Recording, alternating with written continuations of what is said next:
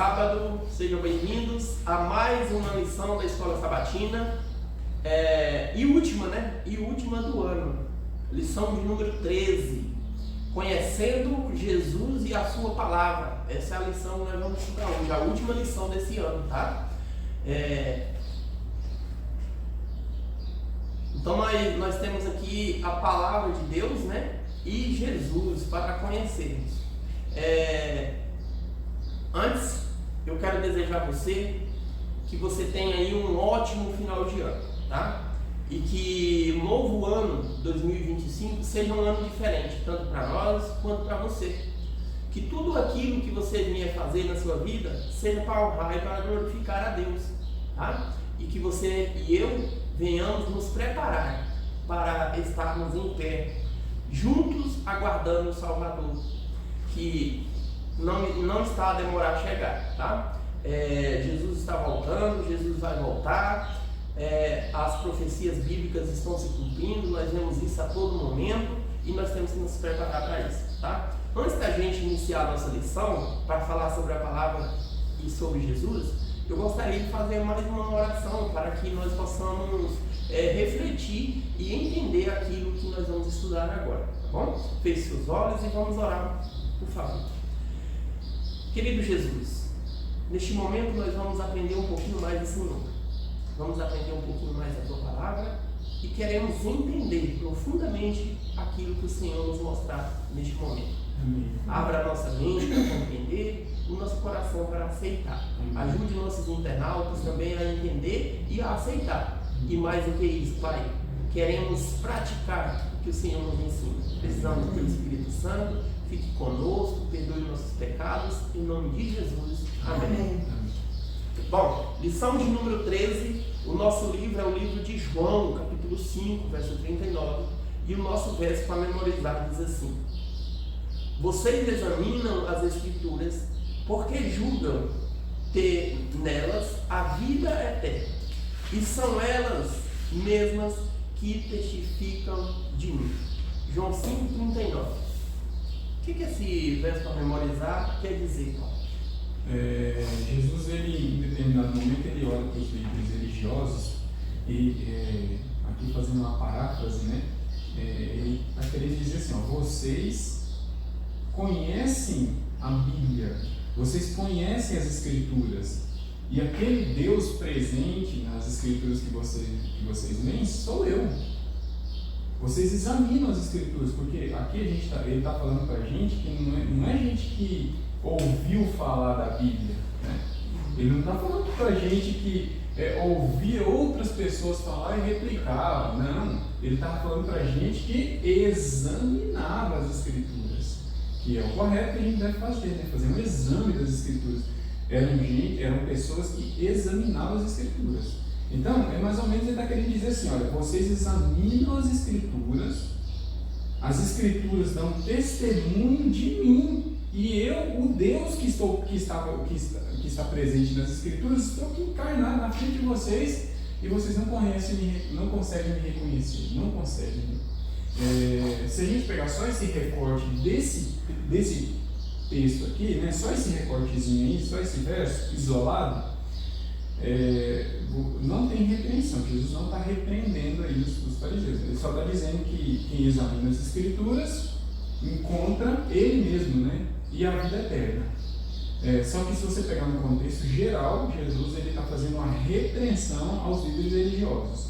Vocês estudam, examinam, ficam encantados com aquele Deus lá do Antigo Testamento, e quando Deus está aqui diante de vocês não reconhecem esse Deus, né? É uma repreensão de Jesus. Esse versículo, a primeira parte dele, é uma parte aplicativa. A primeira parte, né? Examinar as Escrituras, porque você vai ter. A segunda parte é repreensiva. Ela testifica de mim. Interessante que esse versículo aqui, assim, depois de estudar ele essa semana, eu tive uma outra visão dele, diferente. Até então, parece que era um versículo simples. Mas A gente lidar muito com esse versículo não é? bíblico, né? Agora, quando você olha aqui, você vê que Jesus está repreendendo uma classe de pessoas que era perito na Bíblia. Sim. Peritos, eram peritos, entendeu? Peritos mesmo. E interessante que eles usavam isso daqui para o mal, mas esse aqui é o grande problema. Nunca usava para o bem, nunca usava. Triste, né? Uma coisa interessante nesse capítulo 5, verso 39, né? Nessa ação aqui, nesse episódio que aconteceu, Jesus ele está tanto mostrando que ele é o Filho de Deus, como ele está revelando a essas pessoas quem ele é de fato, né? O próprio Deus, né?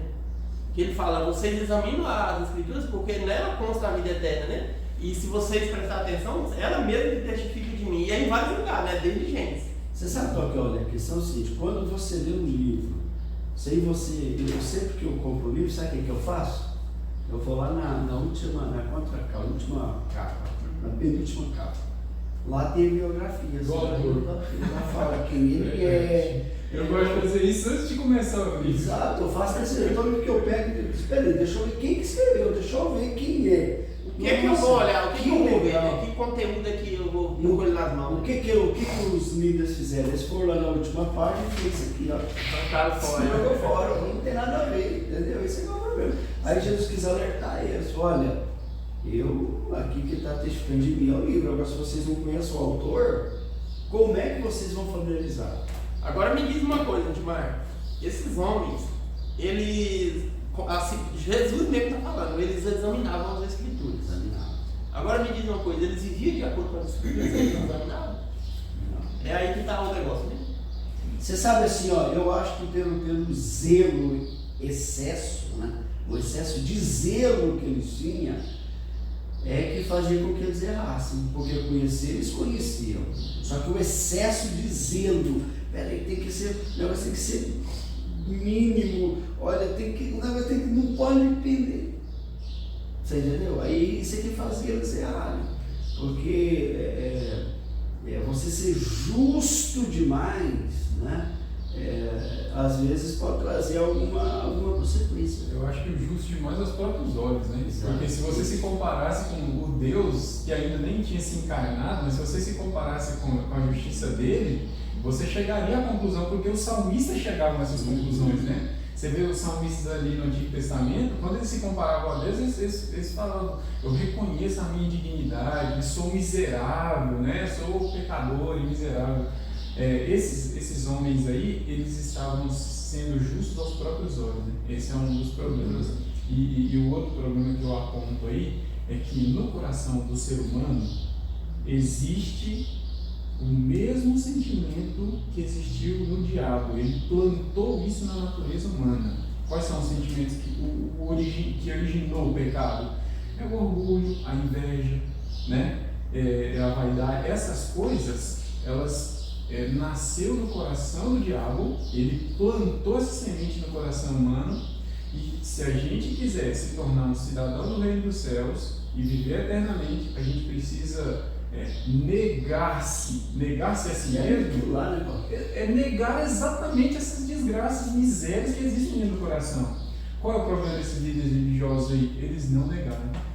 Eles deram pelo contrário, né? Eles deixou o negócio tomar aqui, irmão de Márcia, se a gente olhar aqui, eu mostrarei até pro pessoal, se quiser dar uma pausa aí, depois puxar um zoom, tirar um print, vocês vão observar que nós temos aqui na capa do verso alto, nós temos aqui uma Bíblia aberta, certo? Contendo a palavra de Deus.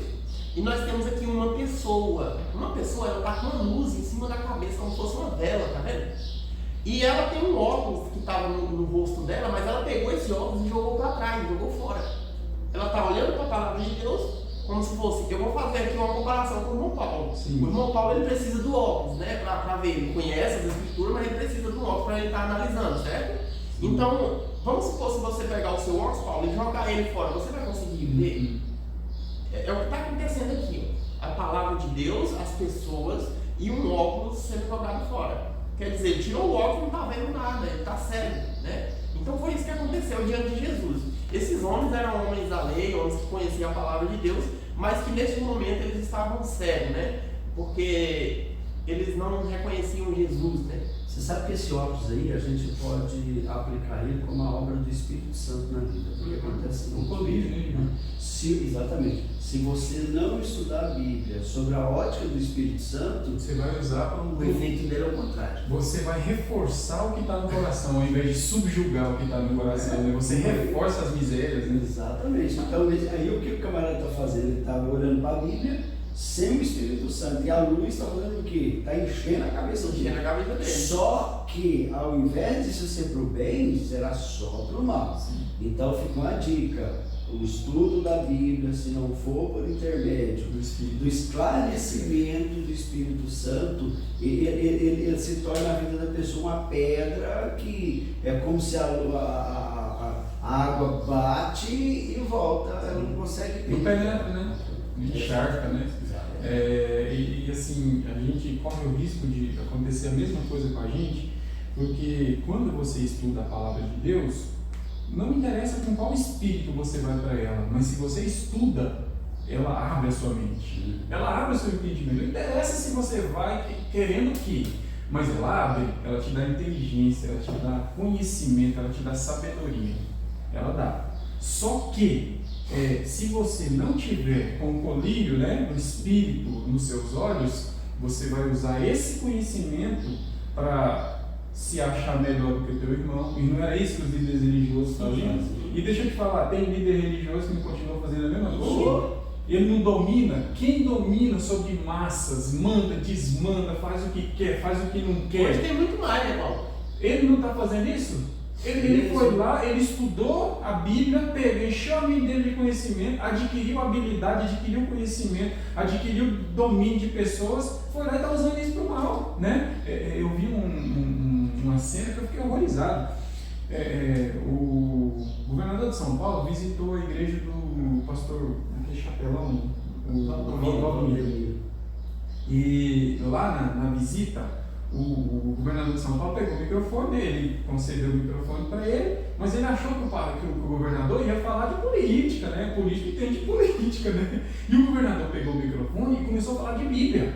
Começou a falar de Bíblia, citar texto de cabeça e fazer aplicações. E as aplicações que o governador começou a fazer eram aplicações profundas e que talvez alguém tivesse